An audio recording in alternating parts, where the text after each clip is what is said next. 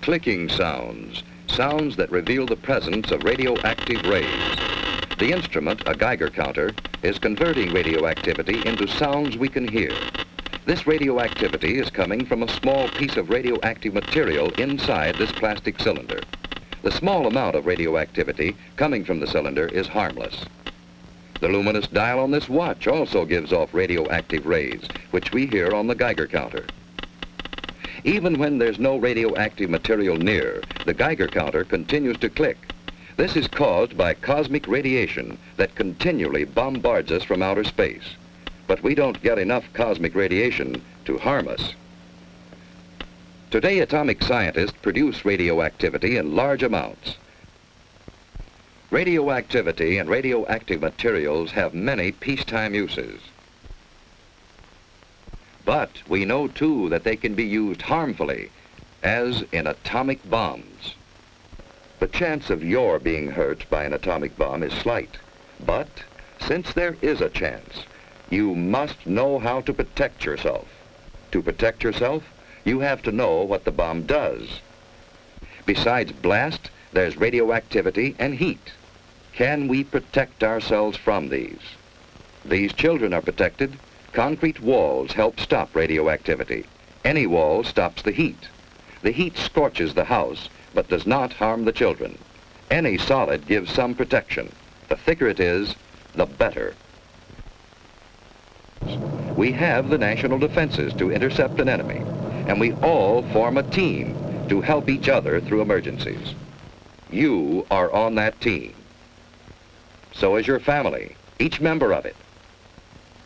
And in your community, every doctor, fireman, every policeman and nurse, every lineman and operator, every civil defense worker, in fact, every community employee is ready to help you if you need him. So your community is prepared for emergencies and ready to help other communities.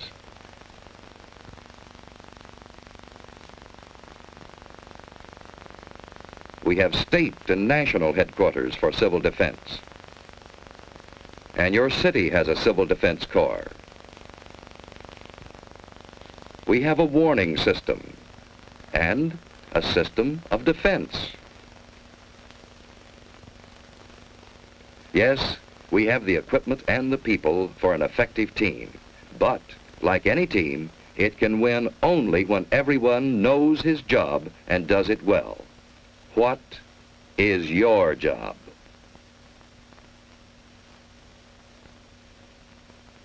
What if a warning siren sounds? What should you do? Look for cover, the nearest cover. Don't try to make it home unless home is the nearest place to go. Don't hesitate. Find cover.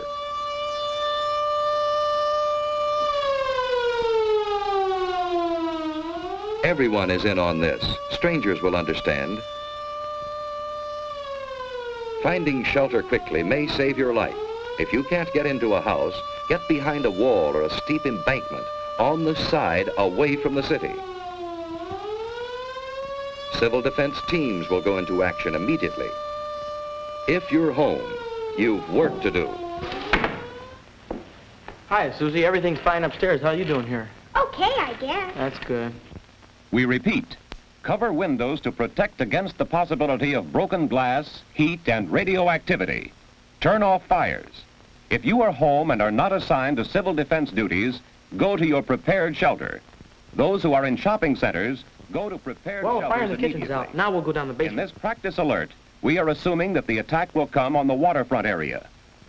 See, it's just practice. All this rushing around for nothing. Now, there's just where you're wrong. We need this practice. Now, come on, let's do our job. That's good thinking. We all need practice. Here's a clean, well-prepared shelter in the basement. Ted and Sue have a battery radio, and they have soda ash and stirrup pump fire extinguishers. They have other emergency supplies too, a flashlight, a well-equipped first aid kit with plenty of bandages, tape and scissors, a Red Cross first aid book, a few cans of food, a good supply of water, blankets, and an electric lantern in reserve. You know, Susie, this stuff would come in handy on a camping trip. I'd a lot rather be on a camping trip. Say, what would we do if we didn't have a basement? At school, they told us we should be away from windows and behind double walls. You know, like an inside hall. Ted's right. If you live in an apartment house, you can't all go to the basement. Head for a shelter area. If none is marked for you, find cover away from windows and in a hallway if possible. Wait for the all clear. Be calm. If you're on the playground, run for shelter. If you're in the schoolyard, get into the building. Move quickly, but in good order. Inside, go to the shelter area you've been assigned. Take your place on the floor. Here's one good way to protect your eyes and neck in case of a bombing. Wait for the all clear. So far, you've been watching a practice drill. But what if there is a bombing that comes without warning? What is your job then? Find cover immediately. Don't look at the flash. Stretch out. In about 1 minute, the immediate danger is past. Then head for safer cover. Another bomb may fall. Get indoors if you can. Shed your outer garments. They may have radioactive particles on them. If you're home, take shelter and stay down for about 1 minute. By then, the danger from radioactivity, heat, and blast have passed. Protect your eyes and neck. Let's get things shut up. Sue found shelter under her bed.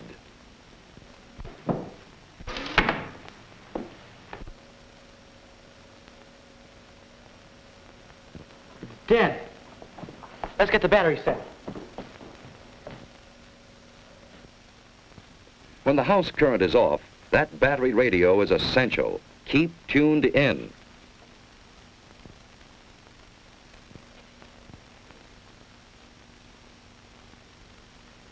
The airburst of 3:01 p.m. was zeroed on Union Station. Heavy damage extends from about 14th Street north to as far south as the waterfront. You know, we're lucky. That That blast was miles Stay from there. under cover unless you have civil defense to... I've just been handed a bulletin. There's been an underwater burst at the waterfront. Water thrown up by the bomb is falling as mist and rain, and it is radioactive. Avoid this radioactive mist and rain. What does he mean which the by wind is blowing south from the radioactive river. mist? All According to what Dad said, the radioactivity gets into the mist and rain. And if the mist or rain gets on you, it's apt to make you very sick. What would you do about it? I'd scrub thoroughly with a detergent and water. What's a detergent? It's something like Mom uses when she washes dishes and clothes. Don't drink tap water. It may be contaminated. Ted and Sue are waiting for the all clear.